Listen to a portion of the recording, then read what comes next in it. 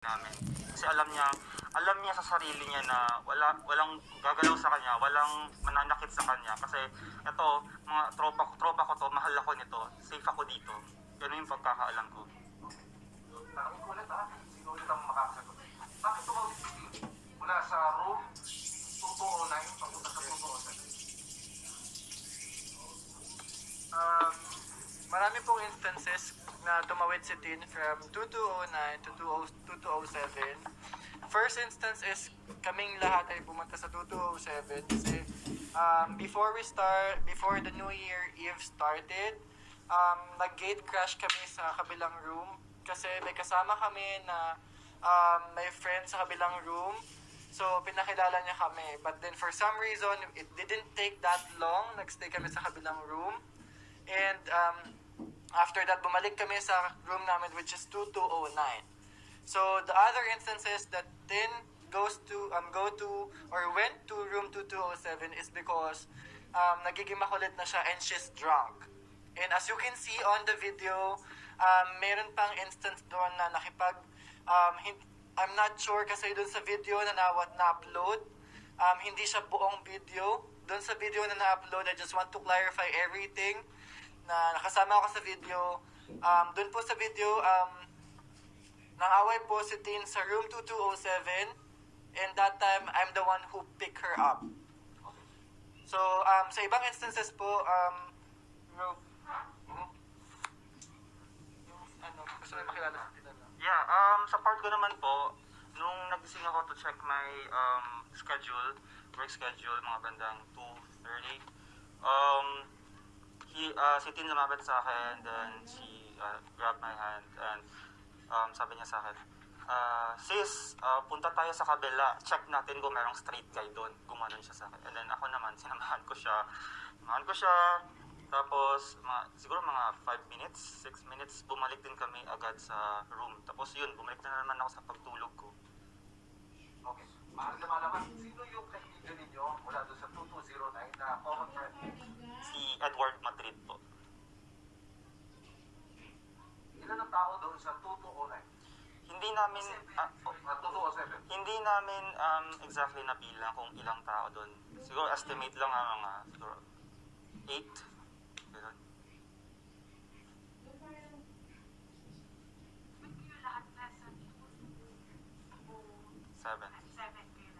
Yes, kasi si Edward po, ginather niya kami. Sabi niya sa amin, guys, may papakilala ko mga friends ko din sa kabilang kwarto. Just say hi, say Happy New Year. So kami, pumunta naman. Sige, friendly, gano'n, friend tayo. Pumunta kami doon, pumasok kami. Then, eto, sige dito, ganyan. Friends kami. Tapos mabilis na laro, happy hooray. Then, umalis din kami agad po. Bumalik din kami agad sa ano. With all due respect, yung mga nasa 2207, tama na? Yes po. Ano ito? Mga, sorry hindi ko alam ang term. Ganon, o mga... Lahat po bakla. Lahat? Yes po. Anong activities dun sa kwarto nila? Nung pumasok kayo? Sino mga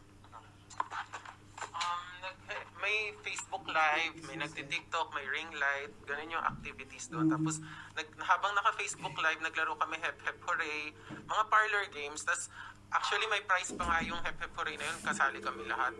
That was before New Year's Eve. Nag-Hep Hep Hooray kami. Siya pa yung nanalo. Sobrang grabe kasi siya, sobrang active siya. Sumemp lang siya, pero she won 500 pesos. And then, afterwards, sabi ko sa kanya, punta na tayo dun sa kabila, mag-New Year na. Napansin nga namin yung mga tao dun sa 2207, wala namang gwapo, tapos parang mga may age na bakla, pero may mga edad na. So, sabi ko, doon na tayo sa kabila, wala namang pogi dito. So, pumunta na kami dun, pabalik sa room namin to welcome the New Year. Tapos, yun. Ilan kayo doon sa 2209? Sa 2209 initially, ilan ba tayo? 10 or 11? Kasama si Christine, 11 including Christine. Sa 2209, yes. Okay. Pero ba nagpakilala o may nakilala pa kayong basketball player doon sa 2207? Meron pang parang basketball player doon o meron pang napalitangan yung basketball player pala yung isa sa inuman natin doon? Wala po kasi akong kilala at alam ko matatandang bakla sila. Wala akong... namin na yung... Sorry sa term. Pero I did not see any straight guys there. Bago tamahan si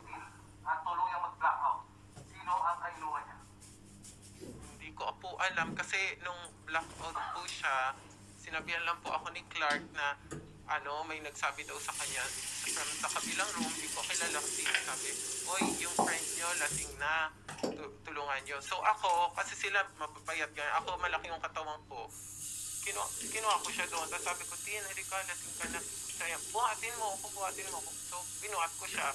Yung buhat ko pa sa kanya ganyan, ayaw niya. Gusto niya, parang yung pang bagong kasal, yung pang princess, makulit kasi yun. So, binuhat ko siyang ganon. Tapos, clearly, makikita niyo rin sa CCTV na yung pagbuhat ko sa kanyang ganon, meron pa siyang malay kasi since occupied yung both hands ko, siya yung naggagano ng door. Siya yung nag-open ng door for me. Nagbubukas ng door para makapasok kami doon sa back to our room, which is 209. Okay. Romel, ang sabi ng Makati Police, sa iyo raw dumating si Tin na allegedly may hinulog na something doon sa kanyang iniinom. Gano'n ito katotoo? Yes po, nung gabing yun, tumabi siya sa akin, then sabi niya, sis, parang I feel something, parang naiiba yung pakiramdam ko. I think merong parang I think naglagay sa drink niya, sabi niya sa akin. Then sabi ko, who? And then sabi niya, I think Mark, bumanon siya sa akin, I think Mark. Then sabi ko lang sa kanya, GAGA, kung ano nung pinag-iisip mo, sabi ko, ewan ko sa'yo, gumagano na ako sa kanya. Then dinad na ako na siya, bumalik naman ako sa pagtulog. Yun, hindi ko na alam doon na ano.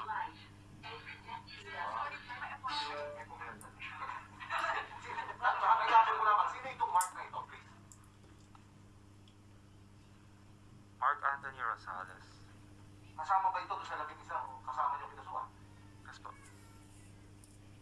Anong sabi nito sa inyo? Siyempre, tatanungin niyo to, di ba? O, totoo ba, nilulog ka ron? Ano sabi ni Mark sa inyo? Wala pa po siyang statement.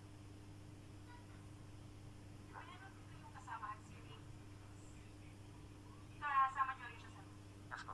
meron bang balita kayo na allegedly daw ay kinidnap siya? Ngayong after na incident. Have you heard from Sabi-sabi. Pero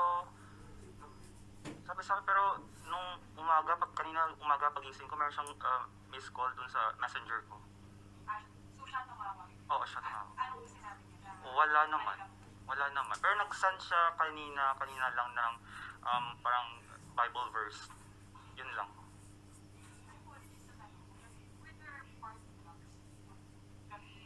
Para sa akin po, o sarili ko opinion, wala po. Kasi wala akong nakita, wala akong kahit na ano nakita. Wala. For me, wala. I believe walang party drugs. Kasi first of all, ako hindi naman ako nagkaganon. And yeah, ang usapan, inuman lang kami doon. Like that. So,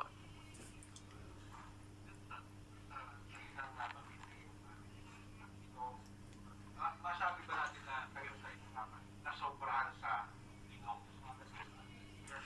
feeling ko yes po. Na hindi nila kaya. Yes po. Kasi when I arrived there, 10, nauna na sila umiinom na sila. Ako kumain pa ako. Kasi parang sabi, humabol ka, sabi ko, wait lang, kakain muna ako, wala naman yung chan ko. Pero siya may hawak na siyang wine glass. Tapos, ewan ko, yung iba parang medyo tipsy na. So sir, are all four of you willing to undertake the drug test kung sakasakali kung ito na mga motor? Yes po. But of course, with the consent of our lawyer. Yes po. Anong mga klaseng alak? Iba po eh. Merong tequila, merong vodka, merong whiskey, Jim Beam, Johnny Walker. Ano ba? Yeah, meron ng tequila, Pervo, walang beer eh. Puro hard. Yes po. Then may halong soft drinks, ganun. Yun po. Yes po. Paano niya Ito ba? For the bruises, ang feeling ko sa legs, kasi when we saw Tin na nasa bathtub, tas tumawag si Gigo na medic. Doon dumating yung medic, kumuha sila ng wheelchair. Yung wheelchair na kinuhaan nila, walang leg assist. Yung wheel lang, tapos upuan lang. Color black pa yun. Walang makabuhat kay Tin pa upo sa chair kasi as we all know, scientifically, pag ang tao patay, bumibigat yan double their weight. Pero I know, si Tin nung time na yun, warm pa siya, hindi pa siya malamig. Blackish pale yung lips niya.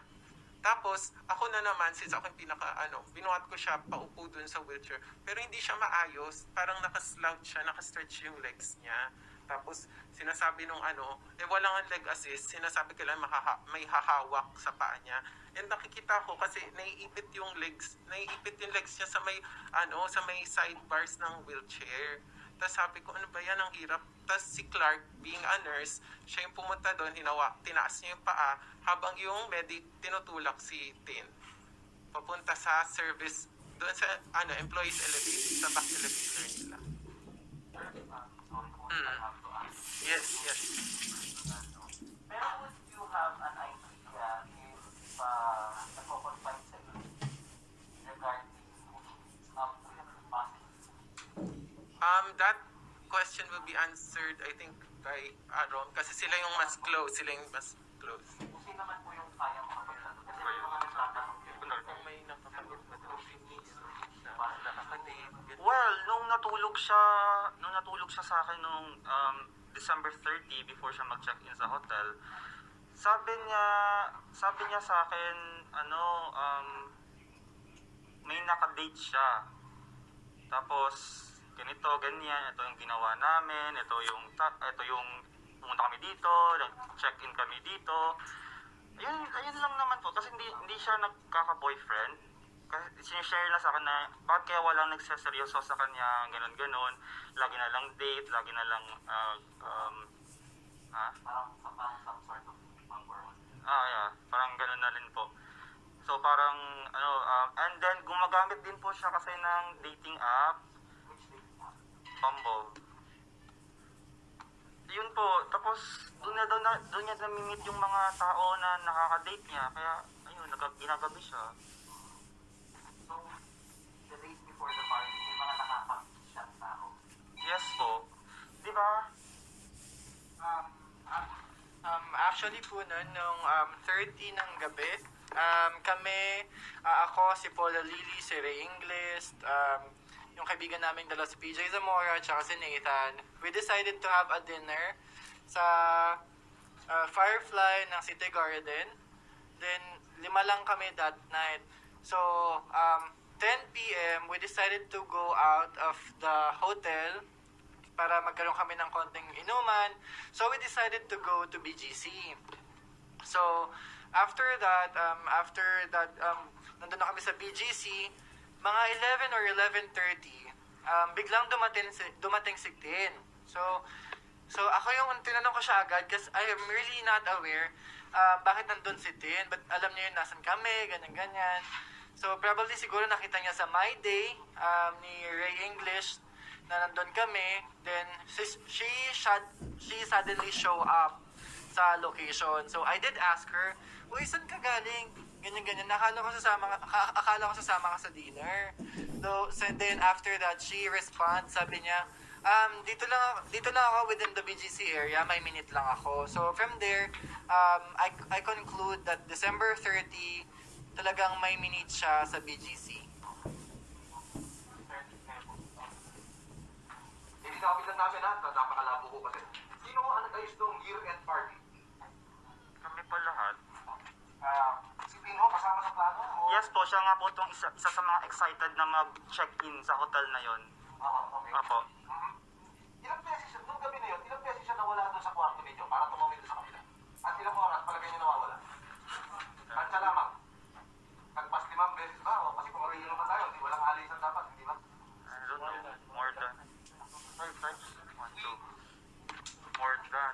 We cannot provide the exact or the specific times, pero mga around estimated lang again estimated, hindi mga more or less 5 or 6 times siya pa pumupunta dun sa kapila. Sino po ang kasama niya, Boss Valentine? Valentine po. O Valentine? Ano po Sino yung kasama niya na tumatawid? iba-iba. Nangyaya siya punta tayo dun sa kabila, gano'n, sa mamo ko. Pupunta siya doon. Minsan, siya lang mag-isa, pumupunta siya doon. Mag-isa. Okay. Doon sa kwarto na yun, ulitin ko lamang para malinaw, wala kayong close doon, wala kayong Ako, personally, wala ako talagang kilala ni isa doon. Doon lang, yung pinakilala lang. Ano masasabi nyo? At ang sinisigaw pa rin ng pamilya Nasera may foul play. At yung kabilang kayo dito. Well, Dapat papanagutin. Pwede na kayong, ito na yung chance ninyo para... wala po akong masasabi. Ang masasabi ko lang is, yung mga evidence at saka mga pinapakita nilang results is nanggagaling from them. We are just answering what they're providing. Yun lang po yung masasabi ko. Sige po. Pag-organize mo ng party. Save lang po Regarding sa pag-organize ng party, may kakilala ba kayo or was it like a normal transaction with the hotel? Kasi parang when we're trying to get ng show cause order ng POD na apparently itong hotel pala ginamit sa quarantine. So may contact ba kayo sa hotel or was it a normal transaction? May kaibigan po kami nag-work sa hotel as the hotel manager. Kaya po, What some of your friends in the hotel? oo. So, kaya po nakakuha kami ng murang rate. Wala po. Then, going back po sa question kanina ni Sir, gusto ko lang po sabihin sa family ni Tin, alam ko po mahirap sa inyo yung nangyari. Hindi naman po, hindi ganun kadali mawalan ng anak. At alam kong hindi maganda ang nanay ang naghahatid sa anak sa huling hantungan. Pero hindi, sana po naiintindihan nyo rin po yung pag-grieving process namin na hindi po ganun kadaling mawalan ng isang matalik na kaibigan. Not only a kaibigan, but our baby sister. And kung nabubuhay po si Tin, alam niya kung gano'n namin siya kamahal. At ang tanging hiling ko lang sa iyo, Tin, asan ka man ngayon, sana liwanagan mo yung isip at puso ng mama mo na wala kaming kasalanan at ang nangyari ay natural na pagkamatay at sana respetuhin natin kung ano man ang result ng autopsy. Yan lang po. Hindi ka naniniwalang merong krimen na naganap dito. Wala pong mangyayaring foul play kasi mahal na mahal po namin si Tin. Yun lang po. Kung sakali doon ho yun ako sa kabilang kwarto. Wala din po. Wala akong nakikita na isang matinding dahilan para gawin ng mga tao sa 2207 yung foul play na binibintang nila sa amin or binibintang nila nangyari kay Tin kasi lahat ng tao doon ay isa lang ang gustong mangyari kundi magsaya. That's it. So, tama yung unawa namin. Lahat kayo nagkakaisa na ito ay natural death. Yes po. Walang krimen. Yes po. Mga tulog na nila. Ruben, para sa depensa mo. Para mamaya para isa-isa, ere yung mga depensa nyo. Akin lang, gusto ko lang sabihin, wala na tuloy ako. Pwede kang balikan. Yung mamaya na lang po ako. Valentine. Ano yung question? Anong depensa? Ito na yung chance ninyo para marinig kayo ng public. Okay. I strongly believe na wala kaming guilt. Kasi the last moments of Tin is with us in the room doon sa tub. So, for sure, lahat kami, inalagaan siya. 3-9 namin siyang alagaan dahil suka na siya ng suka. Suka po siya talaga ng suka 2 hours before ako matulog kasi natulog ako mga 9 na. So, that's mga 6 ba? Or, 6, 7. Suka na siya ng suka. And I've read, kasi since this is happening, I've read in some articles sa Google na ang aneurysm, ang mga signs na niyan, pag suka ka na ng suka, masakit na ulo mo, which is what she's showing, or nakikita ko sa kanya na ilang beses siya suka na suka. I'm even giving her Pocari Sweat at saka mga Wilkins na malalaking tubig para at least ma-replenish yung fluid na nawawala sa katawan niya. I did my best, kami ni Clark, trinay namin yung best para maalagaan yung friend namin na lasing. Parang ang nangyari sa party na yun, parang hindi ako nag-inom, parang nag-alaga na lang po ako ng lasing eh. Ayun po yung sa akin.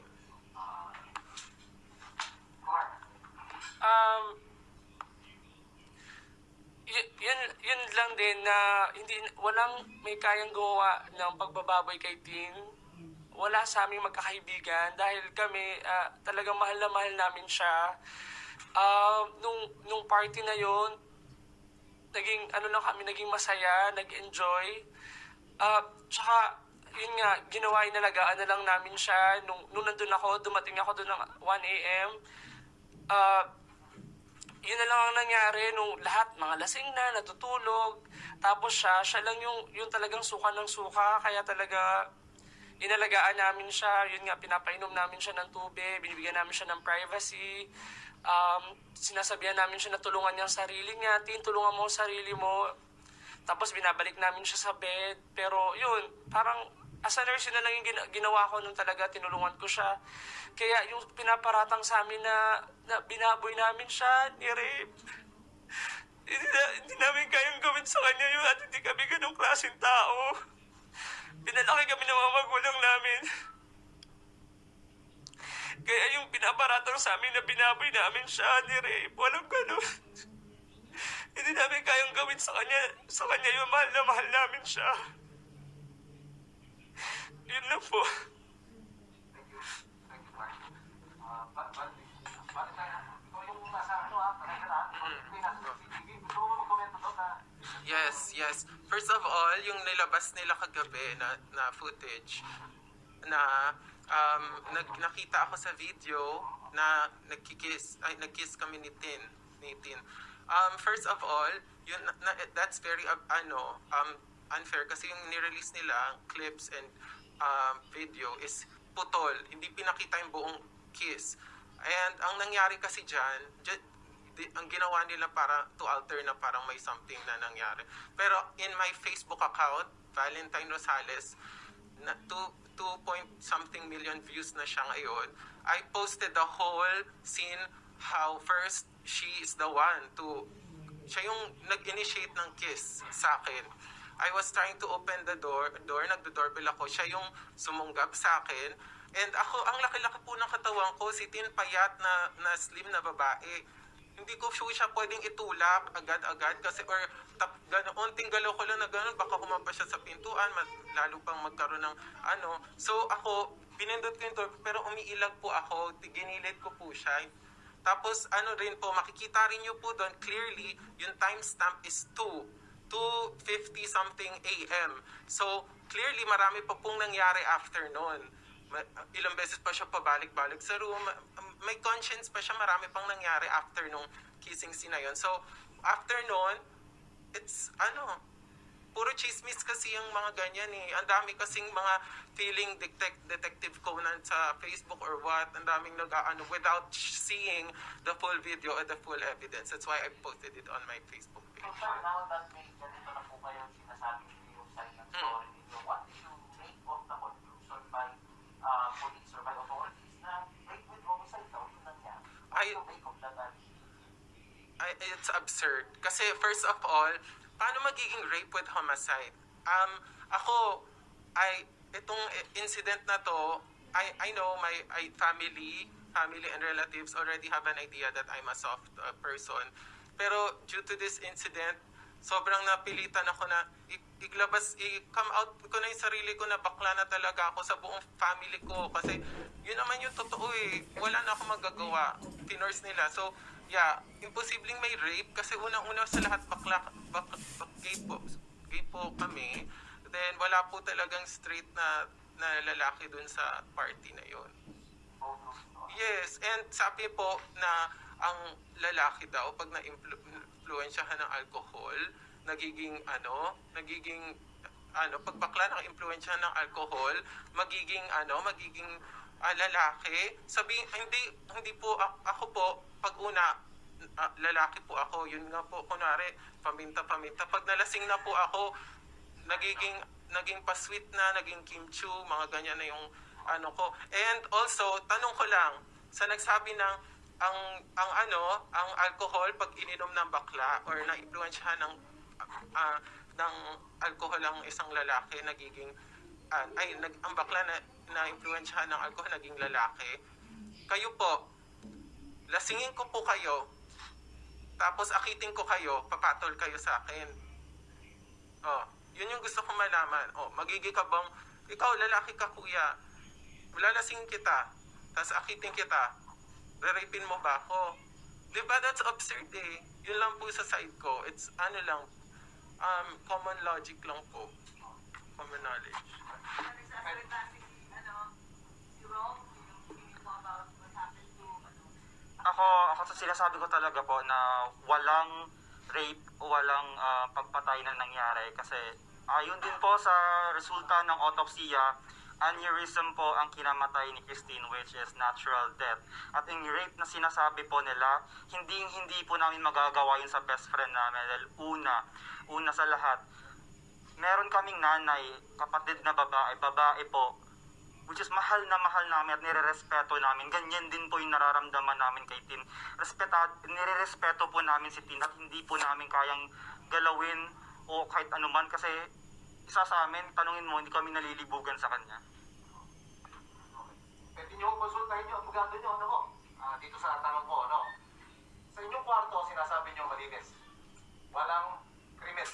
Pero nung tumatawid siya roon, ano ho masasabi nyo? Hindi ho kaya doon siya nilaglagan? O doon ho nagmula? Pwede nyo konsulta sa abogado nyo. Kasi sinasabi nyo, pati yung kabilang kwarto, sinasaklaw nyo na imposibleng may mangyari rin masama kay Tin doon sa kabila ng hindi nyo naman ho kilala yung mga tao ron. Pwede nyo konsultahin nyo, abogado. Hindi ko alam. Attorney, ako. Wala pa akong alam. So, ibig sabihin, ang nagsasalita ko yun doon lamang sa kwarto. Yes. Kasi kanina ang binabanggit nyo, imposible rin doon sa kabilang kwarto. Okay, malinaw ba? Malinaw po yun, ano? Hindi nyo saklaw. Yung nangyayari, hindi nyo alam yung nangyayari doon sa kabilang kwarto. It is up to the police to investigate those who are at the Okay, Atty. Sir, tama. Okay. Baby, anong oras mo binitbit si Jim? Sa oras po na yun, parang 6:23 Okay. AM po na binuhat ko si Tin. Ang nangyari po doon is si Tin nawala po siya sa paningin ko from room 2209. Then sinundo ko po siya sa room 2207 kasi alam ko nandun lang siya. So nung pumasok po ako sa room 2207, tinanong ko, where's Tin? Ganun po yung pagkakatanong ko. Then all of a sudden, hindi nagsasalita yung kabilang room kasi siguro ayaw nila malaman ko kung nasa si Tin. Pero nung nakita kong gumalaw yung curtain, nandun sa likod ng curtain si Tin, tinataguan niya ako. So after ng pangyayari na yon, kinuha ko si Tin palabas ng kwarto. Then all of a sudden si Tin, bigla siyang humiga. So ang nangyari po dun sa bigla siyang humiga, sinalo ko po siya just to be sure na hindi siya mapapano or hindi siya masasaktan. Kasi kung hindi ko siya nasalo doon, mababagok po siya. So from there, binuhat ko siya hanggang sa labas ng kwarto namin. And kung makikita niyo po yung video, yung original clip without cut, si Tin pa po yung nagpindot ng doorbell at tumayo pa si Tin in front of the door. So meaning, nasa tamang wisyo pa nun si Tin. Nasa 4 AM po yung pangyayari na yun pala, sorry. Yung JP, tama, no? Walang tropa nyo doon sa kwarto na yun. Nag-iisa lang si Tin. Wala po, nag-iisa lang si Tin nun. Yung oras po ulit is roughly 4 AM. Sorry po sa 6:23, sorry.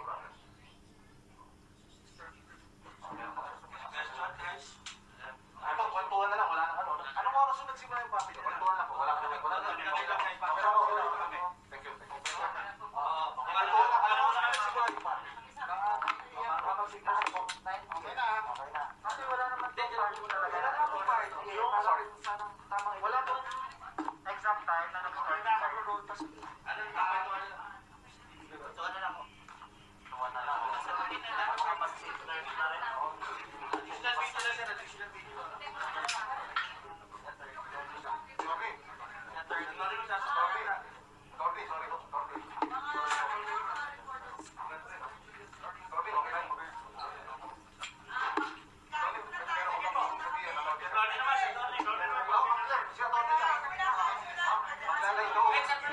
Lalayo na po kasi kami, hinahabol sa video.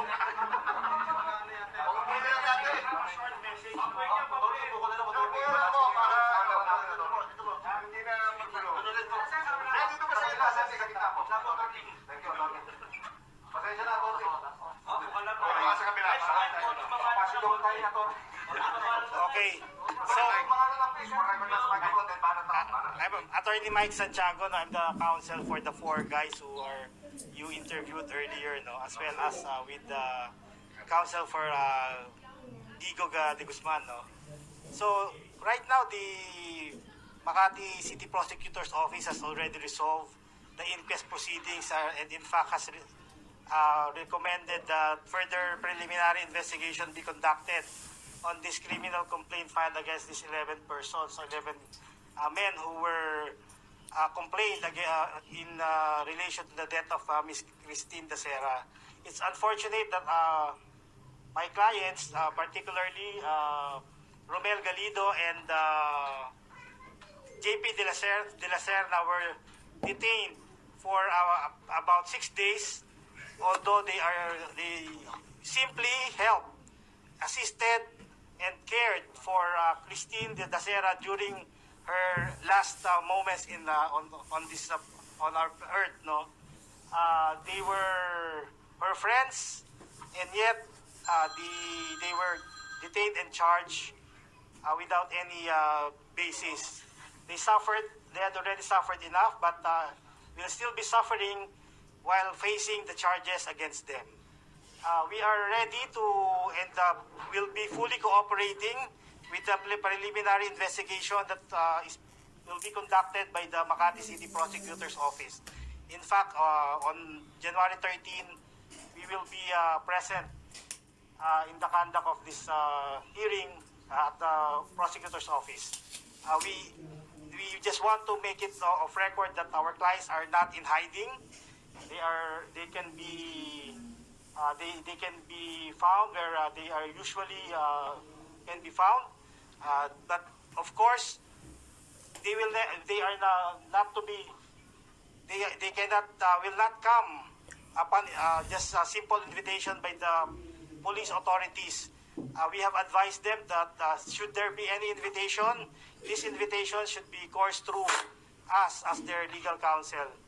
In fact, this morning I went to the CIDG NCR in response to the subpoena received by Mr. Gregorio de Guzman for him to appear there. I had advised the investigating police officer that of the matter of the preliminary investigation, and that we are already submitting to the jurisdiction of the OCP Makati. Hence, we will no longer issue any statement to the CIDG or to any other police investigating office. So that will be all for our statement. The black gown, Papa, the black gown. What was the all evidence nothing from the Well, okay. So, just to shed light on on the resolution of the Makati City Prosecutor's Office, we have to understand that the basis of this resolution are all documents, evidences, statements submitted by the complainants as well as the Makati Police.